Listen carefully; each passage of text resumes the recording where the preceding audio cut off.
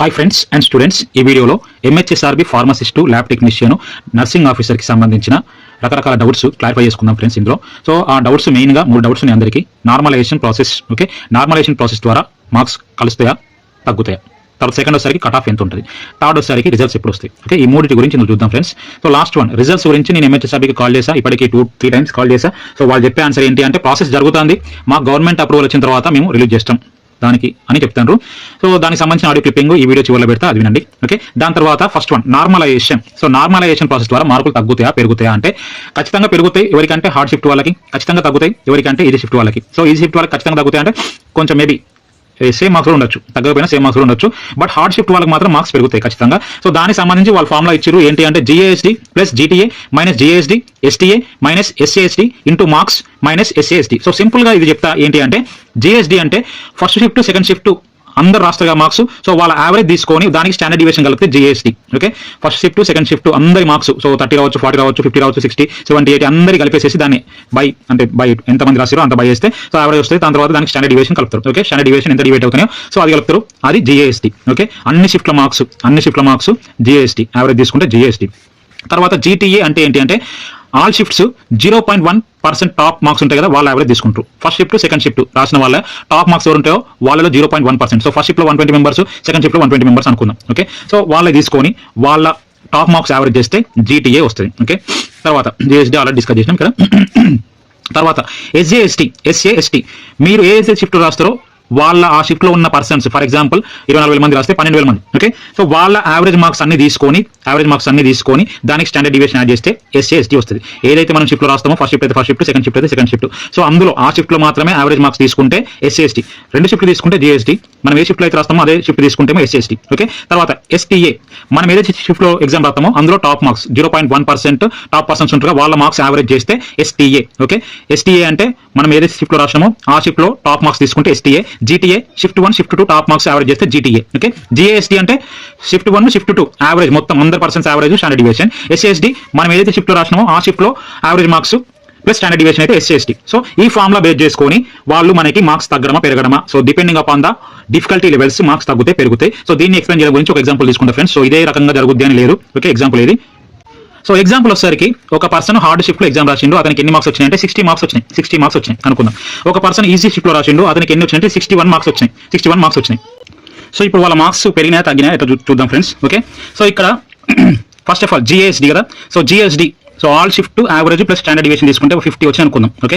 50 వచ్చిన all shift మొత్తం 30, 40, 50, 60, 70 అట్లా 80 అందరికి వచ్చినాయి కదా. సో 80 వరకు రాలేదు, 70, 75 అట్లా వచ్చుంటాయి. సో అవన్నీ యావరేజ్ చేస్తే ఆల్ షిఫ్ట్ మెంబర్స్ అందరి మార్క్స్ యావరేజ్ చేస్తే 50 మార్క్స్ వచ్చాయి అనుకుందాం, 50 మార్క్స్ వచ్చినాయి, ఓకే.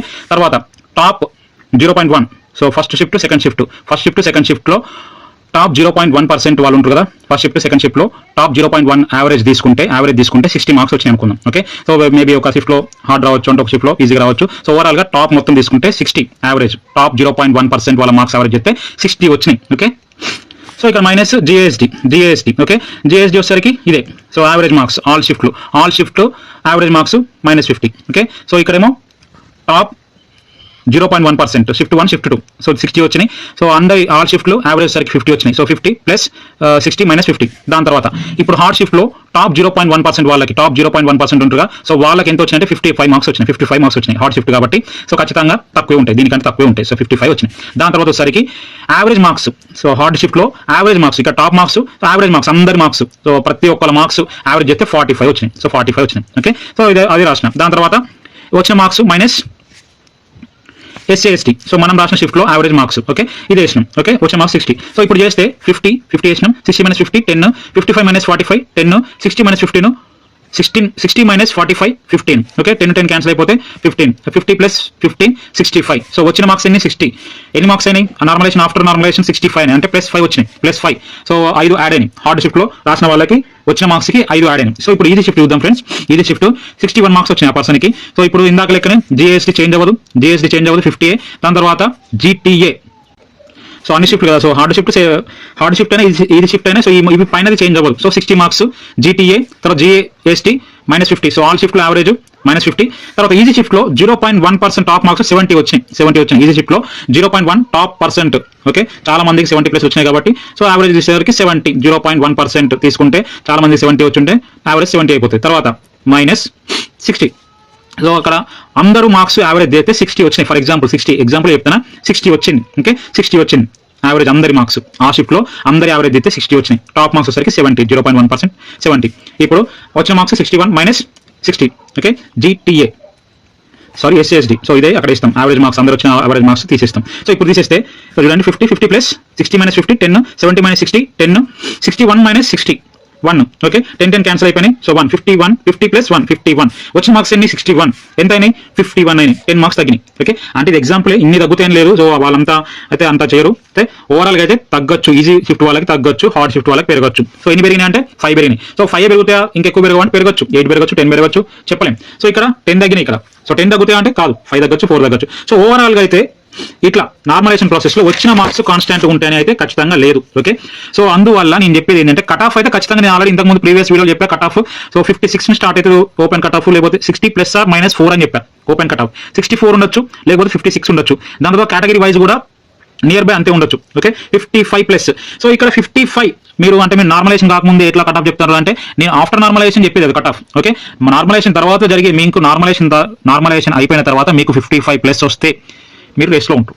ఓకే, సో నేను బిఫోర్ నార్మలైజేషన్ కట్ ఆఫ్ చెప్పట్లేదు, ఆఫ్టర్ నార్మలైజేషన్ కట్ ఆఫ్ చెప్తున్నా. ఓకే, మీకు ఒకవేళ ఇప్పుడు ఫర్ ఎగ్జాంపుల్ చెప్తానా, సో ఫస్ట్ షిఫ్ట్ రాసిండ్రు మీకు 50 మార్క్స్ వచ్చినాయి. ఫస్ట్ షిఫ్ట్ రాసారు 50 మార్క్స్ వచ్చినాయి. సో 50 మార్క్స్ వచ్చినాయి.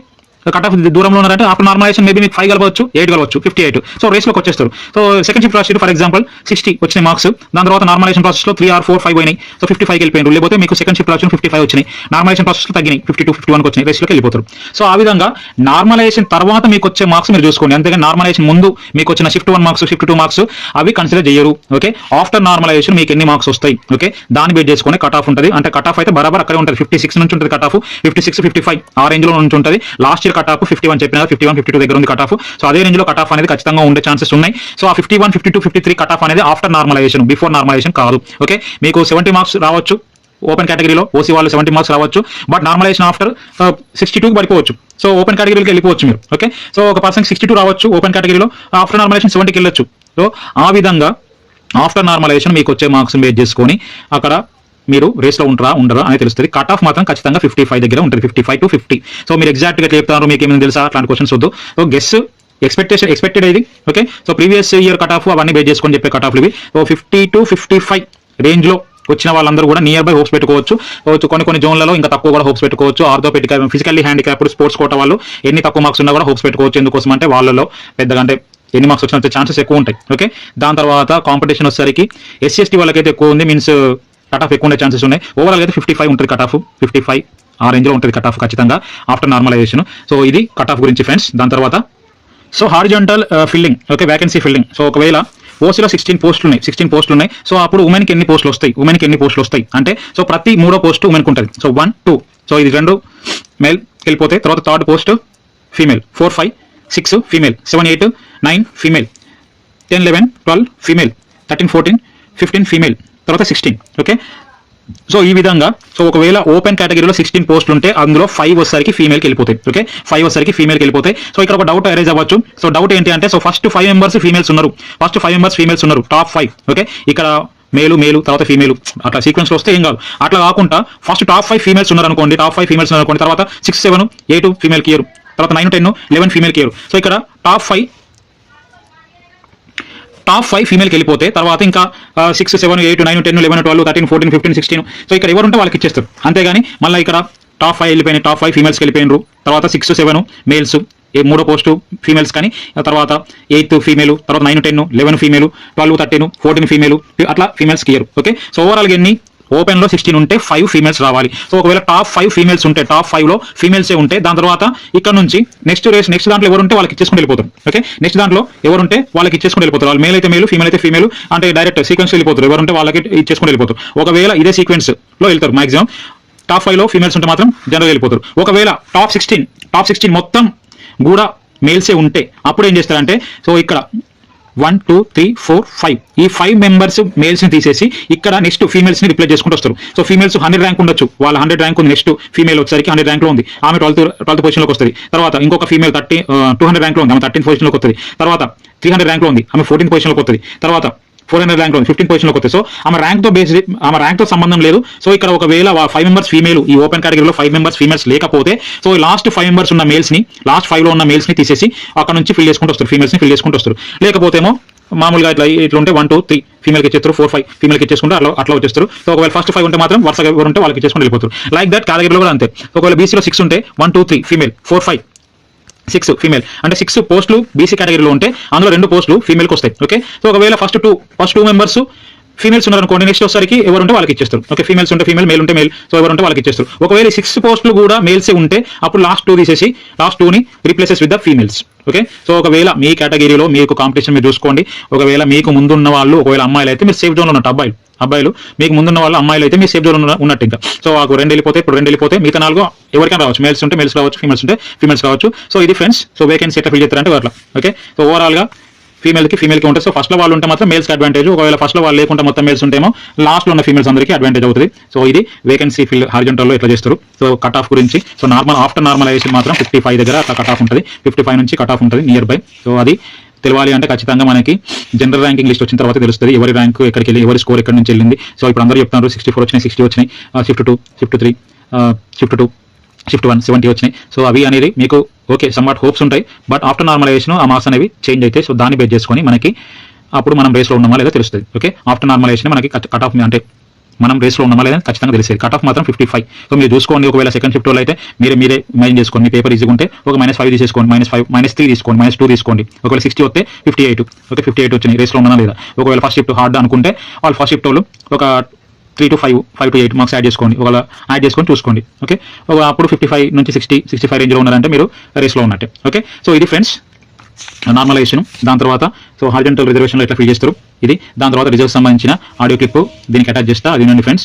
సో వీడియో నచ్చితే లైక్ చేయండి. సో ఇంకేమైనా డౌట్స్ లేకపోతే మీకు ఇంకా కట్ ఆఫ్ అంటే మీరు ఎవరెవరు మార్క్స్ తెలుసుకోవాలనుకుంటే వాళ్ళు ఖచ్చితంగా జోన్ మెన్షన్ చేసుకొని, షిఫ్ట్ బేస్ చేసుకొని, shift at same time gender అవన్నీ మెన్షన్ చేసుకొని క్లియర్గా కామెంట్ చేసుకుంటే అందరికీ ఐడియా వస్తుంది, కొంచెం సంవాట్ ఐడియా వస్తుంది, మీరు రేస్లో ఉన్నారా లేదా అని ఐడియా వస్తుంది. ఓకే, వీడియో నచ్చితే లైక్ చేయండి friends, thank you. MHSRB pharmacist grade 2 results గురించి కనుక్కుందామని చేశాం సార్. అది ఏదైనా వెబ్సైట్లో పెడతాం సార్.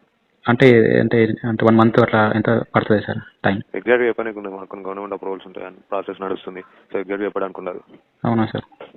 ఏదన్నా వెబ్సైట్లో పెడతాం అనుకుంటే. ఓకేనా? Okay sir. అంటే January 26th అపాయింట్మెంట్స్ అందులో అది కరెక్ట్ కదా సార్?